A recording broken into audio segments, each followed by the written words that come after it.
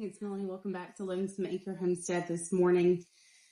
I am actually preserving my produce. And this is items that we bought at a local store. And what I'm doing is I'm taking all of these things, are fruits, and I am cutting them up and I'm putting them in mason jars. So I have some large wide mouth and I have some that I've saved. Like this one right here is a small salsa jar that I just washed and I saved because it's perfect for little things like berries or grapes. And the reason why I'm doing this is because things that you put in glass in the fridge, they actually help preserve it a little bit longer. So this is just a cheaper way to keep those foods that you want fresher longer. Celery is like a staple snack in our house, and I've actually been doing something a little bit fun lately, and I've been regrowing my celery in the house. It is the coolest thing ever. So this was celery that we had bought at the store. We just kept the base, the bottom of it, we just cut it off, and then we put it in some water, and it is in our windowsill. And I can actually plant this in our garden. We do have a little root system coming up on this, and I probably will go ahead and do that possibly today or this week. But I think that it is so cool that you can regrow things from the food that you buy, and then therefore decreasing the cost eventually. The thing that I've been regrowing is this pineapple. This is very, very cool. Do I know if it will actually grow another pineapple? I do not. But at the very least, it will be a really cool plant that I can pot up and just be a cool little staple piece to have out either in the house or in the yard. I love plants in general. I'm not great with house plants. My green thumb pretty much is outside. So hopefully I can keep this pineapple alive after I put it into some soil, which it looks like it is time, because you can see this wonderful root system that I have here on this pineapple. I'm very excited about this. Whenever I'm cutting up things, I usually have like either a compost bucket or my pig bucket nearby, and I just usually put scraps in it. So you can do this in small jars, you can do it in big jars, whatever you prefer. I just cut one up and I throw it in there, and then it's good until it gets full, and then I either move on to another jar or however it may be. But that's just a way to preserve your produce a little bit longer, especially I know if you're watching this, you're probably homesteading, wanting to homestead. But the truth of the matter is, like, it's really hard to be 100% self-sufficient. And as much as I strive for that and I really, really want that, it's unlikely that we will be 100% self-sufficient this year. So whatever I can do to make sure that the produce that we buy lasts a little bit longer, then I'm going to do that. Especially if you have kids, or even sometimes us as an adults. Like, there's a season of food, like what your body's craving. Right now, my youngest son is devouring celery. What is it in the celery that his body is wanting? And he's craving? I don't know. But, it's a good snack for him to have, and I'm not mad about it. Like, you can eat as much of it as you want. Lately, I cannot get enough tomatoes. I have been craving and wanting tomatoes.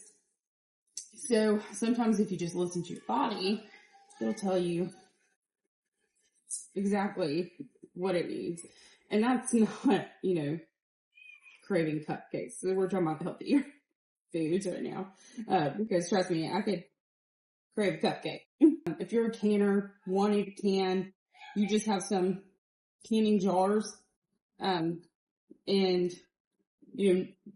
right now we're hitting the beginning of summer. So we have been emptying out our mason jars from things that we had canned last year and making sure that we're using these things. So this is a great way to make sure that your mason jars just don't end up empty on a shelf, or they're actually serving a different purpose. And one thing I can say about this is this inner ring right here. Oops. So this has been used for canning, pressure canning, whichever, water bath or pressure. And it actually has like a little pull at this lip. So this is not a top that I would use to can or pressure can or water bath can again. But it is great for this.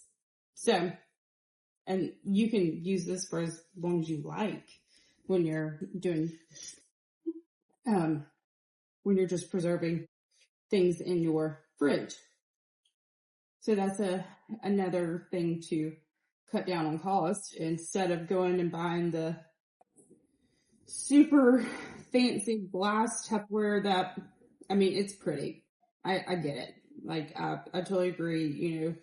I get satisfied whenever I'm, scrolling online and I see all those photos and videos with their very aesthetically pleasing fridges and pantries and the glassware, and it's just not feasible, to 100% swap to that, by paying outright for all of those things.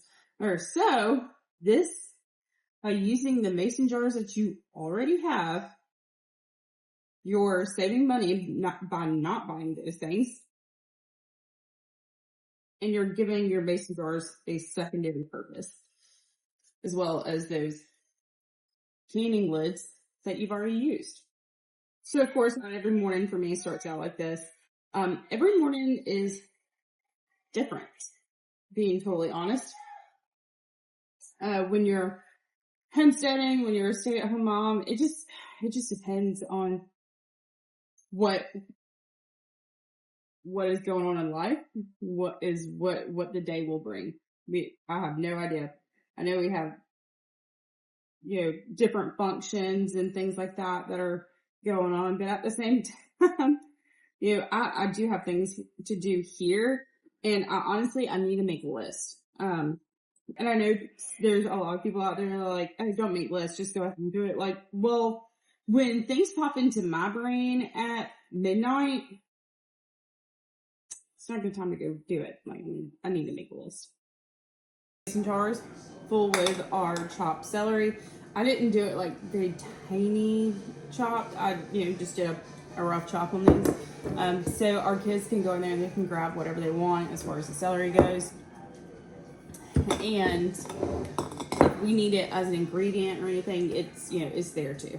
I've already washed our blueberries that we have here, and I'm just going to dump them in the jar. But as I go, I'm going to make sure that everything looks good, that, there's no bad ones, because I know every one of us have gone to the grocery store, bought something, and came home, and then one of them was bad in the bag, and it just happens.